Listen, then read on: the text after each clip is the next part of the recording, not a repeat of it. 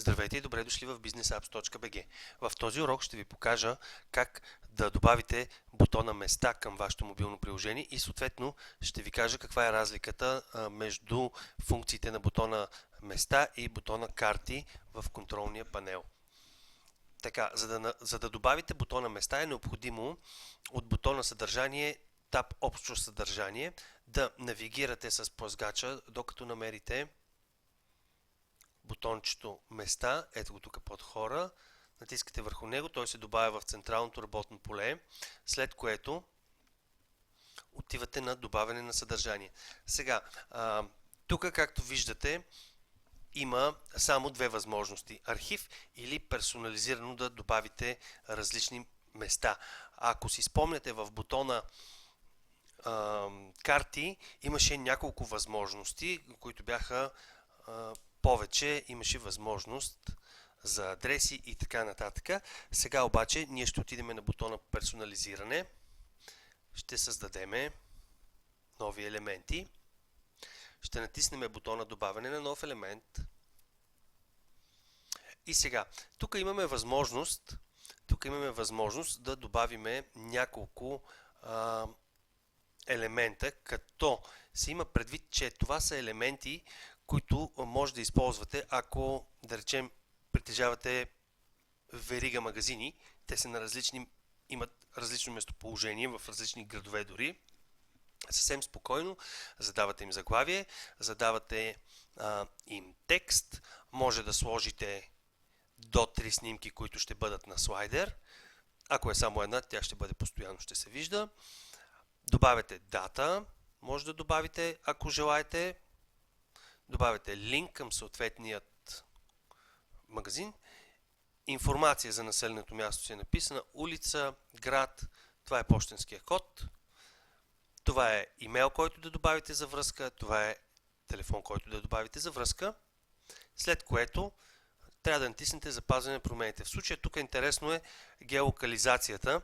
Например, аз ще я стартирам и ще ви покажа, че вие можете да вмъкнете някакъв адрес, който съответно да го направите или чрез copy-paste на адреса, или съответно чрез GPS координати. След това натискате бутона запазване на промените. Така, сега ще изключим геолокализацията. Натискате запазване на промените и затваряте. Аз ще спра видеото на пауза и ще добавя няколко обекта, защото искам да ги видите как изглеждат. Така, ето сега се връщаме отново, след като съм попълнил няколко елемента. Избрал съм в случая веригата магазини Бриколаж и 3 техни офиса в Люлин, Младост и в Пловдив. Можете да видите, написал съм името. София Люлин съм написал, тук съм в текстовия редактор съм вмъкнал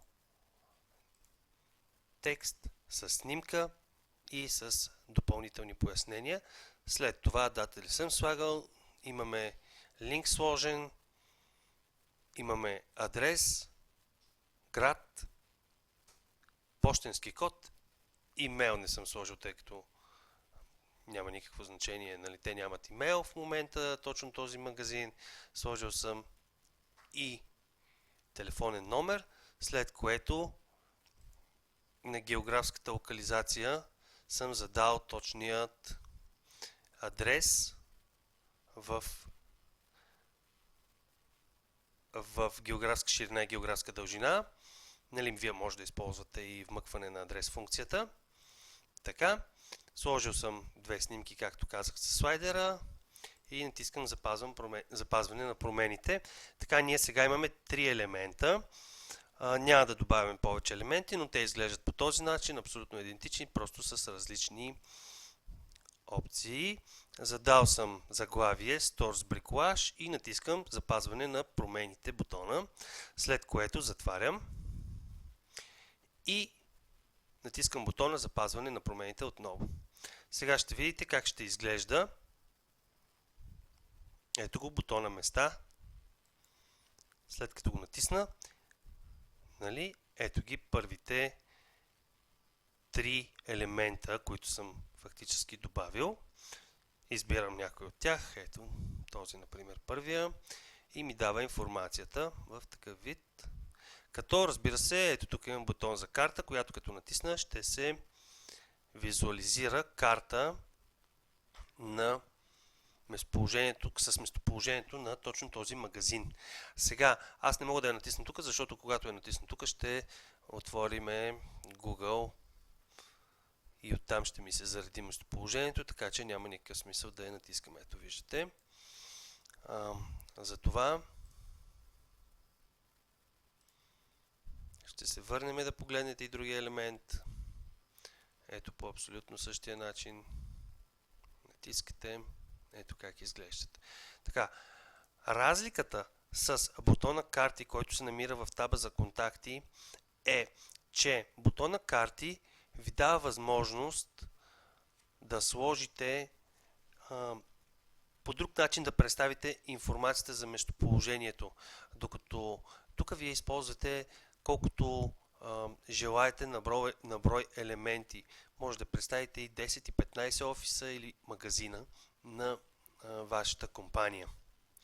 Това е от този урок. Следващия урок ще ви запозная с това как да добавите бутона събития към вашето мобилно приложение. Благодаря ви, че бяхте с businessapps.bg. До скоро!